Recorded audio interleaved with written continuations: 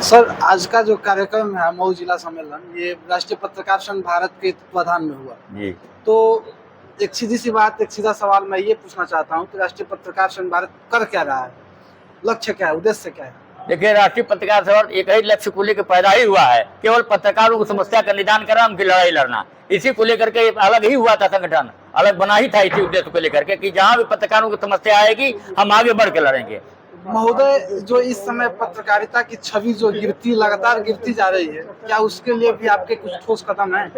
देखिए, अगला कदम हम लोग उठाने जा रहे हैं। हर जगह जो है पत्रकारों के लिए एक कार्यशाला हम लोग आयोजित करने जा रहे हैं, या बताने जा रहे हैं कि पत्रकारिता किस स्तर का आप कीजिए और कहाँ आपको जाना चाहिए, कहाँ नहीं जाना चाहिए। यहाँ यह देखा गया है कि पत्रकार जहाँ नहीं जाना चाहिए वहाँ भी धड़ल्ले से पहुंच रहे हैं, ICT में मुकदमे हो रहे हैं, मारपीट हो रही है, बवाल हो रहा है। कुछ निर्देश मुझे मिले हुए हैं, आप अगर पत्रकारिता करते हैं, सूचना विभाग में जाते हैं तो आपको जानकारी में कुछ निर्देश जारी हुए हैं। जैसे प्राइमरी स्कूल के बाउंड्री के भीतर हम नहीं जा सकते हैं, अगर हम जाते हैं तो वहाँ दोषी हैं। जब तक बेसिक अधिकारी नहीं करता वो अंदर नहीं जा सकते हैं। किसी भी समाचार को पुलिस के खिलाफ छापने के लिए CO का बयान ले लीजिए, दरोगा बयान आपको नहीं देगा, कोतवाल को बयान देने का अधिकार नहीं है।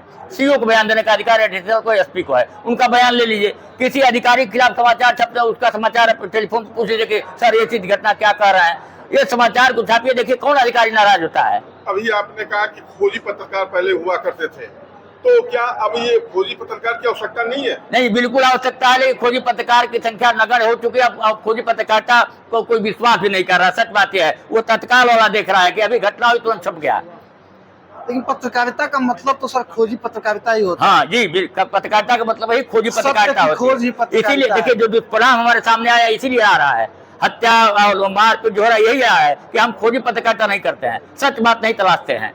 सच बात तलाश के लिखेंगे, बैलेंसिंग शायद ये घटनाएं न हो।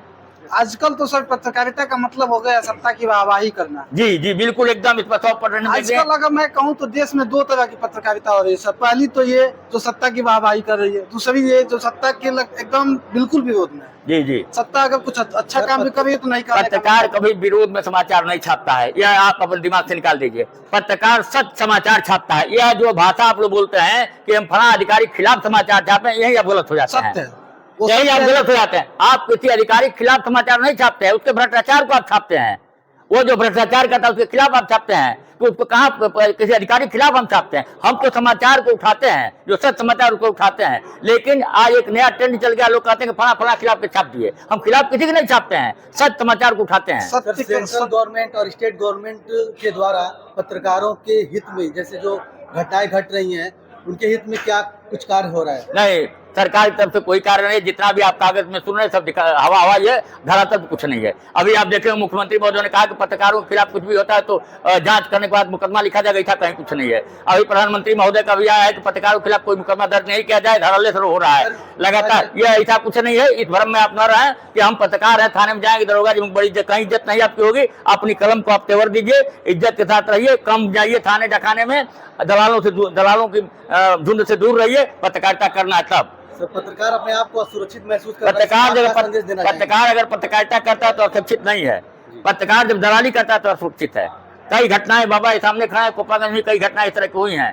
हम लोग लड़ाई रहा, अभी देखिए झारखंड में भी हम लोग लड़ाई रहे। देखिए, पत्रकार वास्तव में छत्तीसगढ़ का पत्रकार पत्रकारिता किया था, उसने सच को उठाया था और सच को उठाने का नतीजा तो उसकी हत्या हुई। लेकिन आज वहां पर उसी के बहाने छत्तीसगढ़ में जो है पत्रकार सुरक्षा कानून लागू हो गया। सर, उत्तर प्रदेश में पत्रकार सुरक्षा के लिए कौन सी पहल उठाई जा रही है राष्ट्रीय पत्रकार संघ के द्वारा? देखिए, हम बार देखिए, अभी 3 महीने से आप देख रहे होंगे कि लगातार हम लोग लिखा पढ़ी कर रहे हैं कि पत्रकार सुरक्षा कानून जगह जगह हम लोगों ने पत्रक भी दिया है। अभी तो हम लोग शुरुआत किया है 2 महीना पहले छत्तीसगढ़ घटना के बाद से, और इसकी लड़ाई को हम लोग मुकाम तक लाएंगे या हासिल करके रहेंगे। यह दावा है पत्रकार संघ का, यह दावा है कि हम पत्रकार सुरक्षा कानून लागू करा के मानेंगे, चाहे जितना भी लड़ना होगा हमको।